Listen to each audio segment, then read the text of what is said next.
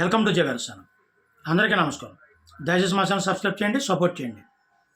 నిన్న జరిగిన ఎలక్షన్ సరళి ఒక ఎత్తు అయితే, పోలింగ్ బూతుల్లో జరిగినటువంటి కొన్ని సంఘటనలు, విచిత్రమైన సంఘటనలు మీకు చెప్పాలనుకున్నాను. అంటే గొడవలు కాదు, కొన్ని విషయాలు మీకు చెప్పాలనుకున్నాను.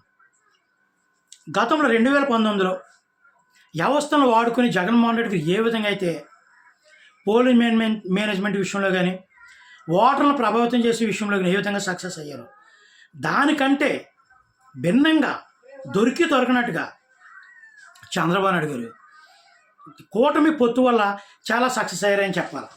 ఎలక్షన్ ముందు రోజు వరకు కూడా చాలామంది సోషల్ మీడియాలో కానీ, తెలుగుదేశం కార్యకర్తలు కానీ, ఇదిగో వయసు కూడా డబ్బులు ఎప్పటి నుంచో ఖర్చు పెట్టేస్తున్నారు, టీడీపీలు ఇవ్వడం లేదు, టీడీపీ సపోడిపోయింది, పోలింగ్ మేనేజ్మెంట్ విషయంలో చంద్రబాబు వెనకబడ్డారు అని అన్నారు. కానీ నిన్న ఓటేసిన విధానం కానీ, ఆ ఓటింగ్ సరళి కానీ చూస్తుంటే ఒక అద్భుతం. కూటమికి వచ్చినటువంటి స్పందన చాలా అద్భుతం. గత ఎలక్షన్లు చాలా చూసాం. ఒక పంచాయతీ ఎలక్షన్లో కానీ, స్థానిక సంస్థ ఎలక్షన్లో కానీ ఎన్నికలు ఏ విధంగా జరుగుతాయో అంతకంటే ఎక్కువగా నాకు తెలిసిన ఓట్లు, నేను ఓటేయడానికి వెళ్తే మా గ్రామంలో 3800 ఓట్లు ఉన్నాయి. అంటే గతంలో 3600 ఉండి ఇప్పుడు 200 పెరిగినాయి. ఇందులో అప్పుడు 2700 ఓట్లు పోల్ అయితే ఇప్పుడు ఏకంగా 3250 ఓట్లు పోలేని. అంటే 85% దగ్గరగా పోల్ అయిపోయినాయి. గ్రామాల్లో కూడా చాలా వరకు ఇది. అదేవిధంగా పోలింగ్ బూతుల్లో ప్రతిపక్షం అభ్యర్థులు పోలింగ్ బూతుల్లోకి వెళ్తే ఆ పోలింగ్ బూతుల్లో రెస్పాన్స్, ఓటర్ల నుంచి వచ్చే రెస్పాన్స్ కానీ, పోలింగ్ బూతుల్లో ఉన్నటువంటి ఏజెంట్లు, అధికార పక్షంలో ఉన్నటువంటి ఏజెంట్లు, ప్రభుత్వ ఎంప్లాయీస్ కూడా ఆ ప్రతిపక్ష ఎలక్షన్ సంబంధించినటువంటి క్యాండిడేట్లు, పోటీ చేయని క్యాండిడేట్లు వెళ్తుంటే రెస్పాన్స్ డిఫరెంట్గా ఉండేది. నేను చూసాను చాలా పోలింగ్ బూతుల్లో.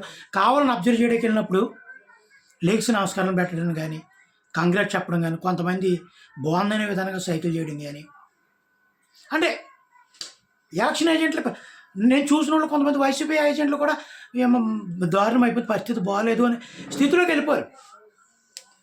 ప్రతిపక్ష ఎమ్మెల్యే పోటీ చేసిన వస్తే ఓటింగ్ మీకే బాగున్నట్టు సరే అని, అంటే కొంతమంది ఉంటారు కదా ఫ్రెండ్లీ నేర్చుకుంటూ చెప్పడం, ఇటువంటి విధానాలు గవర్నమెంట్ ఎంప్లాయీస్లో కూడా ఒక మార్పు. గతంలో ఎప్పుడు కూడా ఎంతో డేర్గా చెప్పడం నేను చూడలేదు. షార్ట్ మూడ్నే కొన్ని ఓట్లు వేసాడు, సహకరించడం, అలా అనుకున్న పార్టీకి సహకరించడం జరిగింది కదా. మరింత డేర్గా నేనైతే చూడలేదు. ఒక విధంగా చెప్తే పోటు ఎత్తారు, దండెత్తారు, ఓటర్లు అయితే దండెత్తారు. ఇది మాత్రం వాస్తవం. రేపు ప్రతి ఎలక్షన్లో కౌంటింగ్లో ఏ విధంగా జనాలు ఊహించినట్టుగా రాకపోతే అది ఇబ్బందికరమైన విషయం. కానీ ఆల్రెడీ జనాల్లో ఒక వేవ్ వెళ్ళిపోయింది. 2019లో కూడా ఇంతలా తెలియలేదు, సైలెంట్గా గుద్దేయారు. చంద్రబాబు నాయుడు కూడా పోలింగ్ అయిపోయిన సరళని గమనించి 141 వస్తాయన్నాడు, గుమ్మనంగా ఉన్నారు. ఇప్పుడైతే పబ్లిక్ అయిపోయారు జనం. ఒక విధంగా చెప్పుకోవాలంటే కుమ్మేశారు. ఇంకా కూటమికి అయితే కుమ్మేశారు. చూద్దాం జూన్ 4వ తారీఖున ఏమవుద్దాం. ఓకే, జై భీమ్.